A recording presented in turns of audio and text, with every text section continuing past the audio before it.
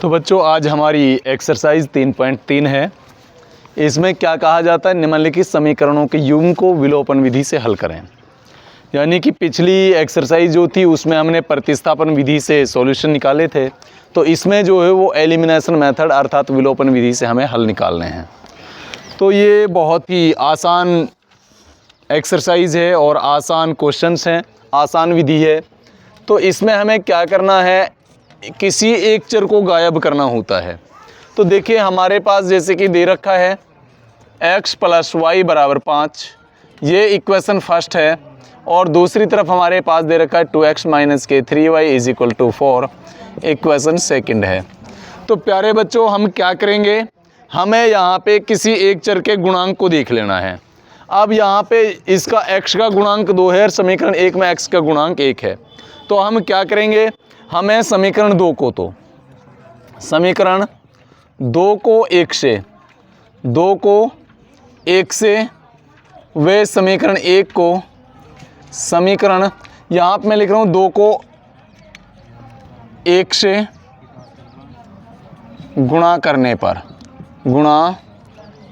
पर देखिए यहाँ पे जो समीकरण 1 है उसको तो हम गुणा करेंगे 2 से, और जो समीकरण 2 है उसको 1 से गुणा करेंगे। तो समीकरण 1 को किससे गुणा कर रहे हैं, हम 2 से गुणा कर रहे हैं। तो 2 से गुणा कीजिए, 2 एकम 2x + 2 एकम 2y = 2 पंजे 10। ठीक है, अब हमें क्या करना है, समीकरण 2 को 1 से गुणा करना है, क्योंकि x का गुणांक 1 है। तो 1 से गुणा करेंगे तो 1 दूनी 2x - के 1 3y = 4। अब हमें क्या करना है, इस समीकरण में से इसको घटाना है। इसका नाम दे देते हैं इक्वेशन थर्ड, इसका नाम देते हैं इक्वेशन फोर्थ।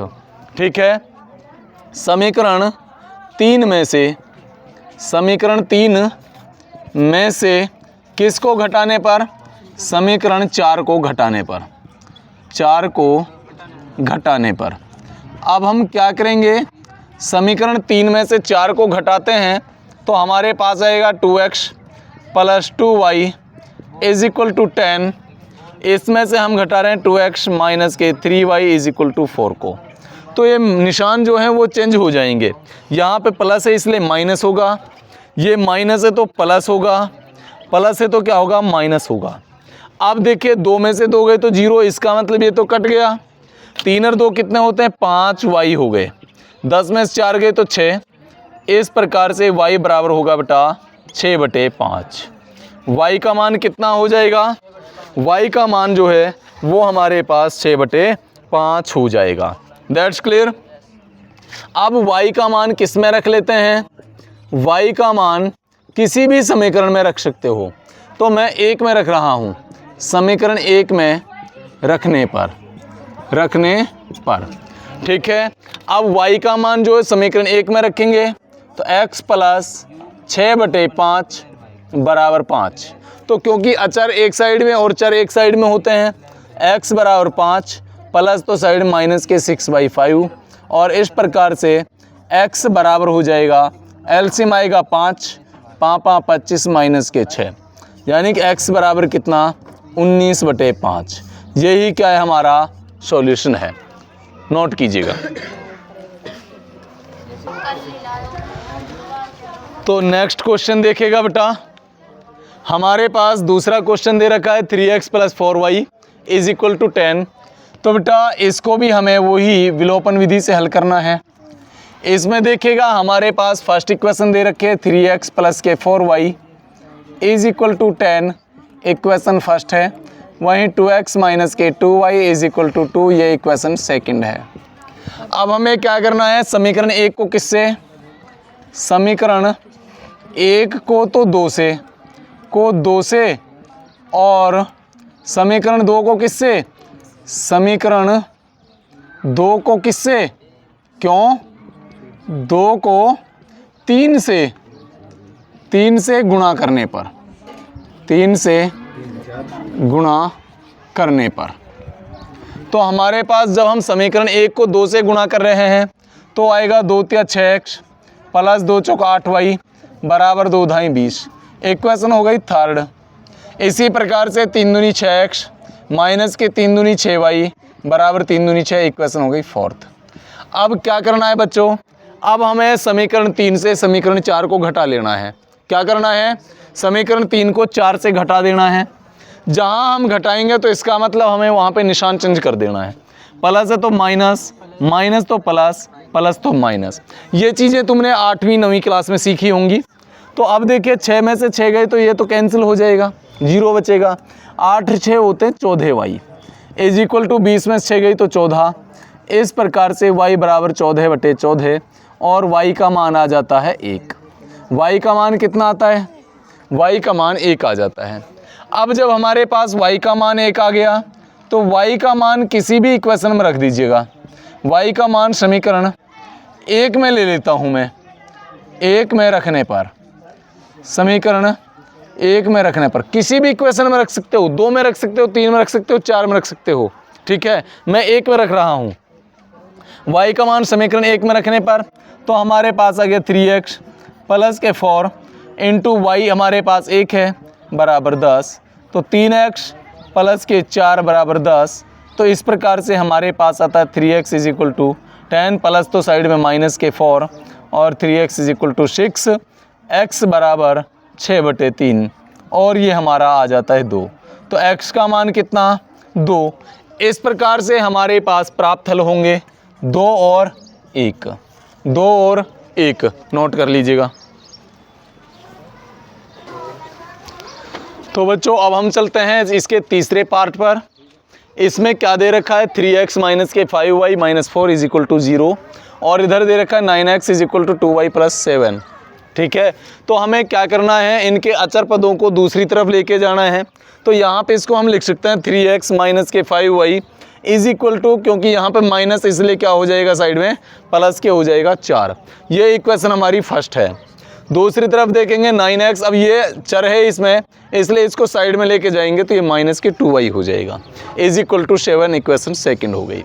अब वही हमारे पास समीकरण 1 को किससे गुणा करेंगे, समीकरण 1 को, तो यहाँ पे x का गुणांक कितना है 9, तो 9 से गुणा करने पर, 9 से गुणा करने पर, और समीकरण 2 को किससे गुणा करेंगे, और समीकरण 2 को किससे को 3 से गुणा करने पर, 3 से गुणा करने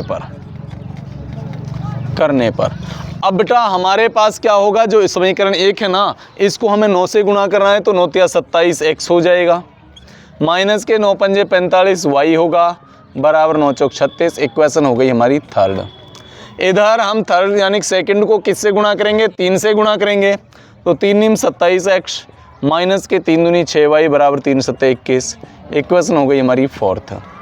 अब क्या करना है, अब हमें थर्ड से फोर्थ को घटाना है, तो घटाएंगे तो निशान चेंज करेंगे, माइनस हो जाएगा, माइनस तो प्लस हो जाएगा, प्लस तो माइनस हो जाएगा। 27 में 27 गए 0 कैंसिल, 45 में 6 गए तो क्या बचे 39, y किसके बचेंगे, क्योंकि यहाँ पे बड़ी जो संख्या है वो माइनस की है इसलिए माइनस के 39 बचेंगे इज इक्वल टू 6 में से 1 गए 5 और 3 में से 2 गई तो 1। इस प्रकार से y हमारे पास आएगा 15/-39, तो 3 × 5 = 15, 13 × 39 और y बराबर कितना, -5/13। y बराबर कितना आ जाएगा, y बराबर आ गया हमारा -5/13। अब y का मान किस में रख देते हैं, y का मान समीकरण किसी में भी रख दो 1 में रखने पर। अब y का जो मान है उसे हम समीकरण 1 में रख देते हैं। समीकरण हमारे पास है 3x माइनस के 5 और y का मान हमारे पास है -5/13 बराबर 4। तो इस प्रकार से हमारे पास था 3x माइनस की गुणा करेंगे प्लस 25/13 बराबर 4। तो अब अचर पदों को दूसरी तरफ 3x is equal to 4 plus तो माइनस के 25/13 और इस प्रकार से हमारा आता है 3x इज इक्वल टू एल्शियम 13 चौक 52 माइनस के 25 और 3x इज इक्वल टू कितना, 12 में से 5 गई 7, 4 में से 2 गई 2, 27/13। तो 3 से यानी कि 3 × 27, तो इस प्रकार से x बराबर कितना आता है 9/13 आता है। x बराबर कितना आता है 9/13। इस प्रकार से हमारे पास जो प्राप्त हल होंगे वो 9/13 और -5/13 होंगे। That's clear. अब हम चलते हैं नेक्स्ट क्वेश्चन पर। नेक्स्ट क्वेश्चन में हमारे पास भिन्नात्मक संख्याएं दी हुई हैं, तो हमें क्या करना है, इनको एक समीकरणों के रूप में इस्तेमाल करना है, यानी कि समीकरणों में ढालना है। क्या करेंगे, इनका हम एलसीएम ले लेते हैं। एलसीएम आएगा 6, तो 2 से भाग करेंगे तो 2 × 6, ये हो गया हमारा 3x प्लस 3 दूनी 6, 2 दूनी 4y बराबर -1। अब क्रॉस मल्टीप्लाई करेंगे तो बेटा हमारे पास जाएगा 3x प्लस के 4y इज इक्वल टू -6, और ये इक्वेशन हो गई हमारी फर्स्ट। क्लियर। अब इसी प्रकार से जो हमारा सेकंड है, इसमें भी हमें एलसीएम ले लेना है। तो एलसीएम कितना आएगा 3, तो ये हो गया हमारा 3x - ky is equal to 3। इस प्रकार से प्राप्त हमारे पास हुआ 3x - ky is equal to 3 3 जा 9, और ये हो गया समीकरण सेकंड। ठीक है। अब क्या करना है, उसी प्रकार से समीकरण 1 को किससे गुणा करने पर। अब यहाँ पे एक चीज़ देखने योग्य है कि यहाँ पे x का गुणांक 3 है, यहाँ पे भी x का गुणांक 3 है, तो इनका तो कोई अंतर आएगा नहीं ना, तो इसलिए इसको डायरेक्ट भी कर सकते हो तुम। तो क्या करेंगे, समीकरण 1 से 2 को घटा सकते हैं, क्योंकि इनमें गुणांक जो है वो सेम है। माइनस ये प्लस हो गया, ये माइनस, 3x में से 3x गई, 0 बचा। अब हमारे पास 4 और 1 कितने होते हैं, 5y बराबर, ये भी माइनस का, ये भी माइनस का, तो जुड़ जाएंगे। तो 9 और 6 15 किसके, माइनस के। तो इस प्रकार से y बराबर -15/5, 5 या 15, और y हमें क्या मिलता है, -3 मिलता है। क्लियर। अब जब y -3 मिलता है तो y की वैल्यू किस में रखेंगे, y का मान किस में रखते हैं, किसी में भी रख दो, समीकरण 1 में रखने पर, समीकरण 1 में रखने पर। अब बच्चों हम समीकरण 1 में y का मान रखेंगे तो ये हमारे पास क्या हो जाएगा, y यानी कि समीकरण 1 हमारे पास ये आया था 3x + 4 इंटू y हमारे पास -3 इज इक्वल टू -6। तो 3x - 4 × 12 बराबर -6, 3x इज इक्वल टू -6। तो ये माइनस तो साइड में क्या होगा, प्लस हो जाएगा, क्या हो जाएगा, प्लस हो जाएगा 12। अब हमें क्या करना है, ये 3x इज इक्वल टू 12 में से 6 गई तो 6, इस प्रकार से x हमारे पास 6/3 और ये 3/2, यानी कि 2 हमारे पास x प्राप्त होगा। क्या प्राप्त होगा, x बराबर 2। तो इस प्रकार से प्राप्त हल क्या होंगे, इस प्रकार से प्राप्त हल हमारे पास 2 और -3 होंगे। ठीक है, नोट कर लीजिएगा। तो आज के लिए इतना काफ़ी है, बाकी जो क्वेश्चंस बच गए वो कल तुम खुद करके लाओगे। ठीक है, वो तुम्हारा होमवर्क है। ठीक है।